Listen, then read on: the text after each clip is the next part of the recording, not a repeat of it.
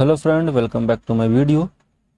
आज की इस वीडियो में हम लोग बायोलॉजी सेक्शन से इम्पोर्टेंट प्रश्नों को करने वाले हैं।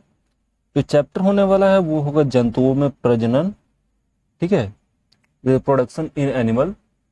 तो हम पहले प्रश्न की तरफ बढ़ते हैं। आज का हमारा जो पहला प्रश्न है वो देखिए। पहला प्रश्न है कि किशोरावस्था के दौरान मानव शरीर में अनेक परिवर्तन होते हैं। निम्नलिखित में से कौन सा परिवर्तन केवल लड़कियों में लैंगिक परिपक्वता को दर्शाता है या संबंधित है? देखिए, इसका सही जवाब होगा ऑप्शन नंबर ए, स्तन ग्रंथियों में वृद्धि। ठीक है, ये जो परिवर्तन है ये लड़कियों में होता है किशोरावस्था के दौरान। ठीक है, आगे बढ़ते हैं अगले सवाल की तरफ। अगला सवाल देखिए। अगला सवाल है, निम्नलिखित में से कौन अलैंगिक प्रजनन का उदाहरण नहीं है? नहीं पूछा गया है अलैंगिक प्रजनन का। देखिए, अलैंगिक प्रजनन का जो उदाहरण नहीं है वो है पॉलिनेशन या परागन। परागन किसमें होता है? परागन जो है ये अलैंगिक जनन का एक तरीका है, सॉरी, अलैंगिक जनन का तरीका नहीं है, और ये फूलों में होता है। ठीक है, यानी कि पौधों में होने वाला प्रजनन है। ठीक है, आगे बढ़ते हैं। अगला सवाल है, निम्न में से किस जीव में लिंग का निर्धारण आनुवंशिक रूप से नहीं होता है? देखिए, बात हो रही है आनुवंशिक रूप से नहीं होता है, इसकी बात हो रही है। तो सही जवाब होगा घोंघा, जिसे स्नेल भी कहा जाता है। ठीक है, इसमें क्या होता है कि जो भी बच्चे होते हैं उनके लिंग का निर्धारण माता पिता के वंशगत से जो जीन मिलते हैं उनसे नहीं होता है। ठीक है, आगे बढ़ते हैं। अगला है, स्कूलों में यौन शिक्षा देने के महत्व पर प्रकाश डालने वाले कुछ कारणों का उल्लेख नीचे किया गया है। गलत विकल्प को चुनना है। देखिए, यौन शिक्षा यानी कि सेक्स एजुकेशन पर आजकल जोर दिया जा रहा है, उसके बारे में कुछ कथन दे रखा है।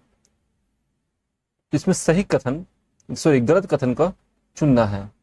तो गलत कथन इसमें कौन सा है? ऑप्शन नंबर ए देखिए, अपने शरीर के परिवर्तन में के बारे में जानकर किशोर एक दूसरे का मजाक बनाना शुरू कर देते हैं। ये जो है गलत है, ये यौन शिक्षा के अपोजिशन में है। ठीक है, तो ऑप्शन नंबर ए जो है वो सही होगा। आगे बढ़ते हैं। अगला सवाल है, मौखिक गर्भ निरोधक गोलियां खालिस्तान को रोकने का कार्य करती। देखिए, जो गर्भ निरोधक गोलियां होती है जो मौखिक रूप से मुंह से लिया जाता है, ठीक है, वो किसको रोकने में काम करती है? तो वो रोकती है अंडोत्सर्जक और निषेचन, दोनों को रोकती है। ठीक है, ऑप्शन नंबर बी सही होगा। आगे बढ़ते हैं। अगला सवाल देखिए, लैंगिक जनन करने वाले जीवों में गुणसूत्रों की संख्या 2n=18। ठीक है, कितना? 2n=18। इसमें अलैंगिक गुणसूत्रों की संख्या कितनी होती है? देखिए, अलैंगिक गुणसूत्र जो होते हैं इनकी संख्या होती है कुल 16। ठीक है, ऑप्शन नंबर सी सही होगा। आगे बढ़ते हैं। अगला सवाल देखिए, जीन के कुछ लक्षणों का उल्लेख नीचे किया गया है। कौन सा विकल्प जीनों के गलत लक्षण को दर्शाता है? देखिए, कुछ जीन के विकल्पों का उल्लेख जो है नीचे किया गया है, उसमें कौन सा विकल्प जो है गलत दर्शा रहा? ठीक है, ठीक है, गलत लक्षण को दर्शा रहा। तो जो पहला है, ठीक है, इनमें कोई परिवर्तन नहीं होता है, ये गलत है। ठीक है, इनमें परिवर्तन होता है, हर बार परिवर्तन होता है। ठीक है, तो ऑप्शन नंबर ए जो है हमारा वही सही जवाब होगा। आगे बढ़ते हैं। अगला सवाल देखिए,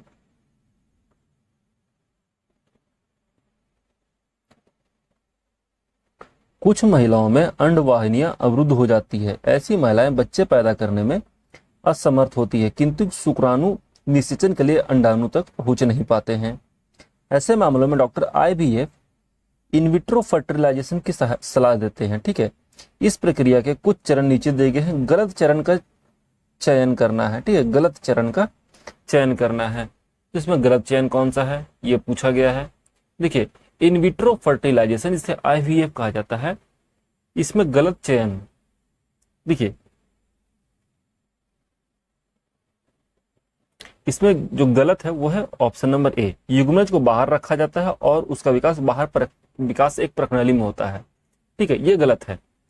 ठीक है, ऑप्शन नंबर ए हमारा सही जवाब होगा। देखिए इसमें होता क्या है कि इसमें होता है टेस्ट ट्यूब के अंदर निषेचन होता है। कहाँ निषेचन होता है? टेस्ट ट्यूब में निषेचन होता है। टेस्ट ट्यूब में निषेचन करवाया जाता है। ठीक है,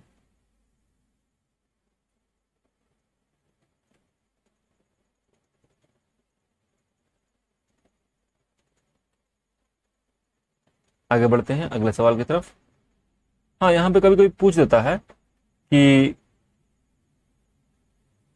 जो भ्रूण होता है उसका विकास कहाँ होता है, तो भ्रूण का विकास गर्भाशय में होता है। ठीक है, कहाँ होता है? गर्भाशय में ही होता है भ्रूण का विकास, बाहर नहीं होता है। ठीक है, आगे बढ़ते हैं अगला सवाल है, खालिस्तान कुछ सरीसृपों में निषेचित अंडों का लिंग निर्धारण करते हैं। देखिए कौन से कारक जो है कुछ कुछ सांपों में उनके अंडों का लिंग निर्धारण करते हैं, ये होता है तापमान। तापमान इसमें एक फैक्टर रहता है लिंग निर्धारण में। ठीक है, जो कि कुछ सांपों में कुछ सरीसृपों में होता है। ठीक है, जिसे क्या कहा जाता है? जिसे TSD कहा जाता है। ठीक है, टेम्परेचर डिपेंडेंट सेक्स डिटर्मिनेशन कहा जाता है। ठीक है,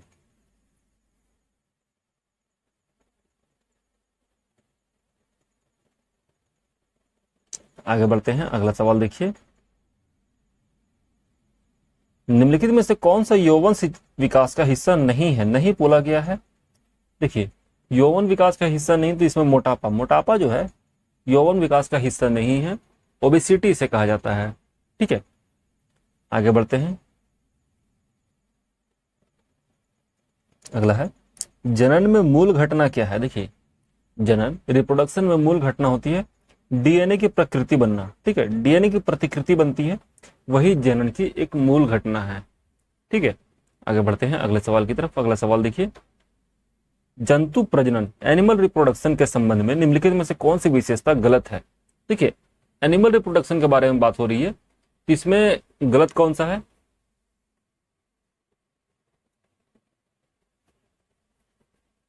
देखिए गलत होगा ऑप्शन नंबर डी, मानव मादा में अंडाणु का निषेचन गर्भाशय में होता है, जबकि मानव मादा में नहीं होता। ठीक है, निषेचन गर्भाशय में नहीं होता है। ठीक है,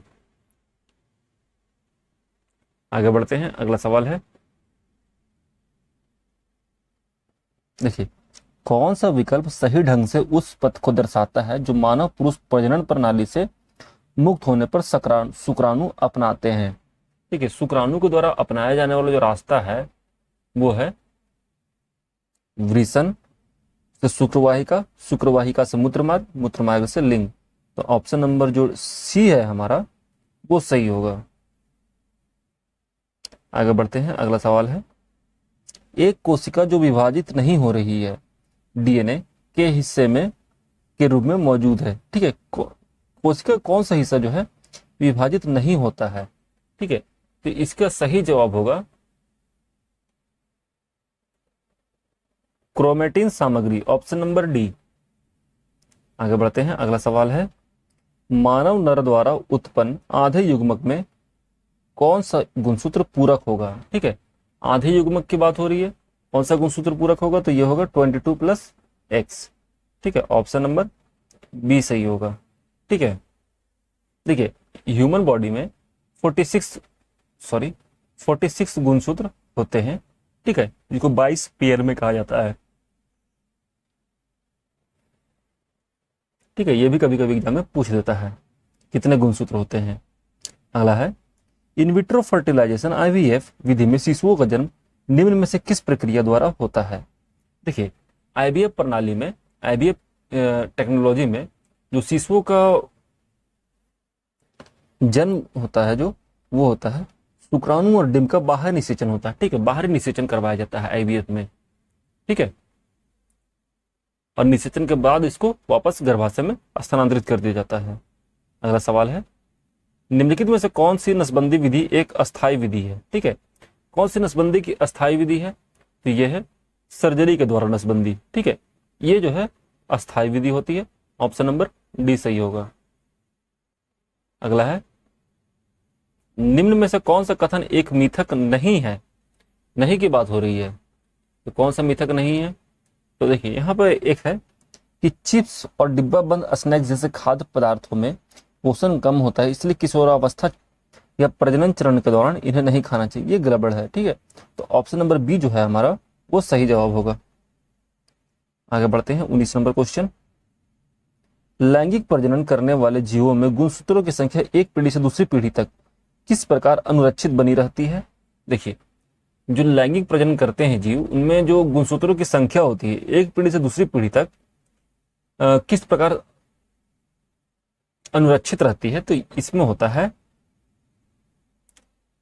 युग्मक निर्माण के दौरान गुणसूत्रों के आधे होने के द्वारा। ठीक है, जिसके द्वारा क्या होता है कि गुणसूत्र जो होते हैं वो एक पीढ़ी से दूसरी पीढ़ी में अनुरक्षित बने रहते हैं। ठीक है, यौन प्रजनन के दौरान क्या होता है? अर्धसूत्री विभाजन होता है, जो कि बहुकोशिकीय यूकेरियोट्स में होता है।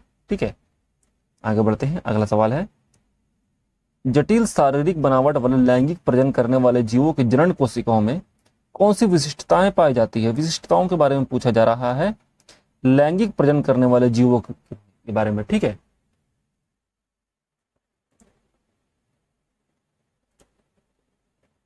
देखिए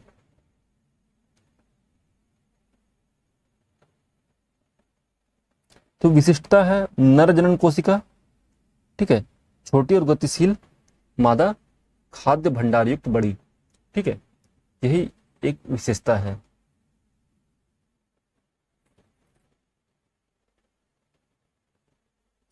आगे बढ़ते हैं। अगला सवाल है, निम्नलिखित में से कौन सी विधि एक शल्य चिकित्सक पद्धति है जिसका उपयोग पुरुषों से शुक्राणु के स्थानांतरण को रोकने के लिए किया जाता है? देखिए, इसका जो परमानेंट विधि है, जो शल्य चिकित्सक विधि है, वो होता है शुक्र वाहिका को अवरुद्ध किया जाता है। ठीक है, ऑप्शन नंबर डी सही होगा। अगला है, निम्नलिखित में से कौन सा कण मॉलिक्यूल संतान द्वारा किसी लक्षण की वंशानुगति को नियंत्रित करता है? ठीक है, तो ये होता है पैतृक और मातृ डीएनए। ठीक है, ऑप्शन नंबर बी सही होगा। अगला है, खालिस्तान पद मासिक धर्म की समाप्ति को संदर्भित करता है। मासिक धर्म की समाप्ति को संदर्भित करता है, तो ये होगा रजो दर्शन। ठीक है, ऑप्शन नंबर सॉरी रजो दर्शन नहीं होगा, रजो निवृत्ति होगा, मेनोपॉज होगा। ठीक है, ऑप्शन नंबर डी सही होगा। ठीक है, ऑप्शन नंबर डी सही होगा। और हाँ, जब स्टार्ट होता है उसे कहा जाता है रजो दर्शन। ओके, आगे बढ़ते हैं। अगला सवाल है, अनुवांशिकता को प्रभावित करने वाले कारकों के संबंध में मेंडल ने निम्नलिखित में से कौन सी महत्वपूर्ण खोज की? देखिए, मेंडल के बारे में बात हो रही है, तो मेंडल ने जो खोज किया था वो था कि यौन प्रजनन करने वाले जीव में कारक का युग्म उनके अभिलक्षणों को व्यक्त करता है। ठीक है, ऑप्शन नंबर ए सही होगा। और आज का आखिरी सवाल, जीन खालिस्तान की गतिविधियों के माध्यम से लक्षणों को नियंत्रित करते हैं। किनके माध्यम से लक्षणों को नियंत्रित किया जाता है? जीन के द्वारा। तो जीन जो होते हैं वो नियंत्रित करते हैं हार्मोन के माध्यम से। ऑप्शन नंबर डी सही होगा। ठीक है, तो आज के वीडियो में इतना था फ्रेंड। अगर वीडियो अच्छा लगा हो तो प्लीज वीडियो को लाइक करिएगा, चैनल को सब्सक्राइब करिएगा इसी टाइप को और भी वीडियो के लिए। आगे भी आपके लिए अच्छे इन्फॉर्मेटिव वीडियो आते रहेंगे। मिलते हैं नेक्स्ट वीडियो में। तब तक जय हिंद, जय भारत, अपना ख्याल रखिएगा and finally thanks for watching.